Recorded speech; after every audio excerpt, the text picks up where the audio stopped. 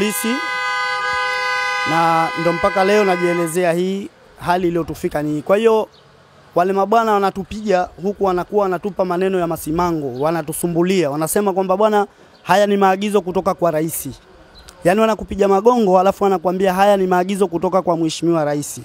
Kwa hiyo mheshimiwa rais, sisi tunataka tufahamu kwamba haya ni kweli unayoagiza wewe watufanyie haya, kwa sababu sisi ni binadamu na binadamu yote anakosea, lakini anapokosea si kwamba anatakiwa ahukumiwe kama hivi. Kuna sheria zinatakiwa zifuatwe au zifanyiwe na mambo mengine yaendelee, lakini hivi wanavyotufanyia tunakosa hata mambo mengine kuyafanya. Na wanapotuambia kwamba ni maagizo kutoka kwako mheshimiwa rais. Kwa hiyo tunaomba ulishughulikie hili na tujue kwamba nini kinaendelea kuhusu hili na haki zetu tuzipate. Na mpaka sasa hivi mimi hapa naponiona leo ni Jumatatu, kuanzia Ijumaa waliponipiga vitu vyangu wamevichukua, wameninyang'anya kila kitu, pesa zote. Na vitu vyangu kama vyote mpaka vya uendeshaji, leseni, beji zote wamezichukua wao. Ina maana mimi hapa hata sasa hivi niseme napata bajaji naingia barabarani siwezi kuendesha kwa sababu vitu vyangu wanavyo wao. Bajaji yangu wanao wao wamechukua yote mpaka leo. Hawajanipa bajaji, hawajanipa vitu vyangu na kama hivi walivyonifanyia. Mfanyakazi ni mfanyabiashara wa Darajani. Walikuja kututeka mamlaka mji Mkongwe. Wakatupeleka katika ofisi zao. Wakatupiga kweli kweli magongo hasa. Yaani wakasema watatupiga mpaka watuvunje. Hilo ni agizo kutoka kwa mheshimiwa rais. Wakatupiga mpaka wakatukunjua nguo. Shanifa wakati walituambia tuingie kwenye madismini ya maji, hatukuingia.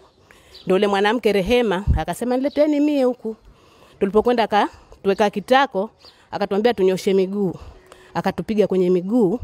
Tukawa miguu tena hatuwezi tena, tukaikunja. Kunjueni miguu. Tukamwambia hatukunjui. Akatupiga kwenye magoti. Yaani fahamu. Kwenye magoti akatupiga. Baada ya kutupiga wakatuendesha Kichura, wakatupa sehemu tusafishe. Kuna madoo mazito wakatuambia tubebe. Hatutaki kubeba, ushanifahamu, wanatupiga makwaju. Baadaye wakatuambia tufyagie, ushanifahamu. Kesho wakatupeleka kwenye bustani zao tusafishe kwa mikono.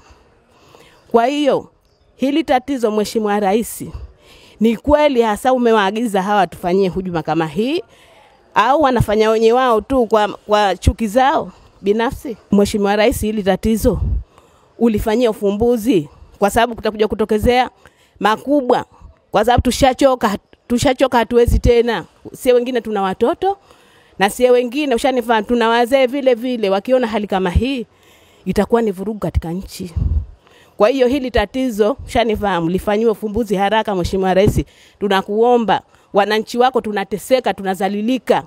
Hatuna la kufanya. Kilio chetu hichi tunakipeleka kwako wewe.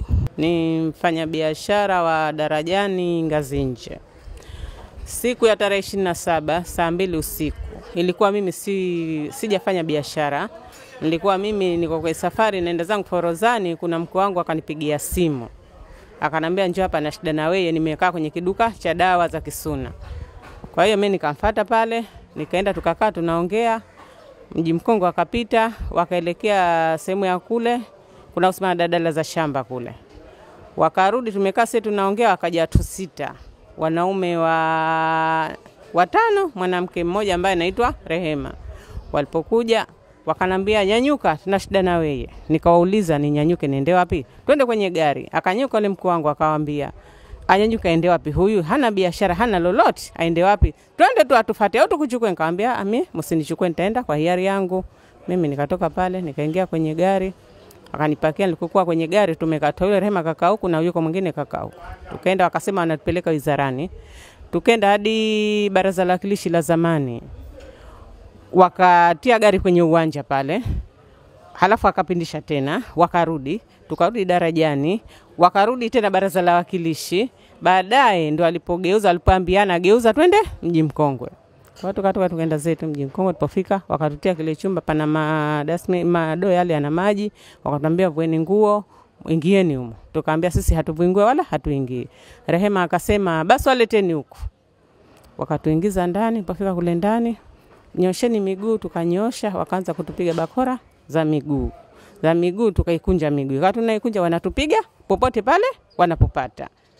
Mimi kafika hadi kunipiga mpaka taa ile ya mshumaa ya umeme. Akanichana sehemu hizi hapa. Kanichana hapa. Humu ndo akanipiga, akanambia mpaka anivunje mikono yangu. Kwa hiyo endelea pale akatupiga, mimi akanipiga mpaka dira langu nilokuwa nimevaa likapanda hadi huku kwenye kichwa. Akaendelea kunipiga. Yanifahamu? Nikamwambia, wewe mtoto unatupiga hivyo kwa sababu gani? Hamna adabu nyie, na tutawapiga tuwavunje vunje. Kwa hiyo akaendelea kutupiga, wakatufanyisha kazi, tukafyagia. Kuna ndoo za rangi zile wakatuambia tuzipandishe juu, tuzipange zikae. Kwa hiyo sisi ikawa hatuwezi kwa sababu moto mlikuwa munauma. Kwa hiyo ikawa tunasaidiana, tukazipandisha, tukamaliza. Wakatuambia tuchakure kwenye bustani zao zile kwa mikono, rangi mpaka isionekane. Haya, tukafanya, tukafyagia. Akatuambia nendeni mbio, tukawa tunaenda mbio, chekeni. Tunacheka. Kichura wakatufanyisha. Haya, tulipomaliza hapo wakatuambia bado fimbo 5 fimbo 5 zile tukakaa. Akaja yule anayesema ni kikosi, yule ni JKU, akatupiga shoti. Mimi akanipiga shoti ya hapa kwenye shingo. Haya, wao wakaendelea kupiga. Kuendelea kupiga tukakaa, akatuambia sasa tokeni nje. Wakatupiga tena zile fimbo 5 zile. Tokeni nje. Tukaenda tukakaa nje. Akaambwa Hassan Ali achukue majina yetu na namba ya simu. Yule JKU akatuambia yeye kaletwa kutoka bara na mheshimiwa rais. Ni agizo la mheshimiwa rais. Aje hapa kwa kufanya kazi hapo tu. Atuchukue, atupige kwa sababu sisi hatusikii. Kwa sababu nafanya biashara tumekatazwa, lakini si hatusikii. Kwa hiyo yeye kaagizwa hilo, tukajia hilo tu yeye. Kupiga watu na kutia shoti za umeme ndio asema alokujia yeye. Kwa hiyo sawa, sisi tumekaa pale, wakafanya mambo yao. Biashara alikuwa yupo juu. Akashuka, akatoka. Nafikiri alipokushafika kwake akampigia simu Hassan Ali. Akamwambia vipi, mshawaachia hao?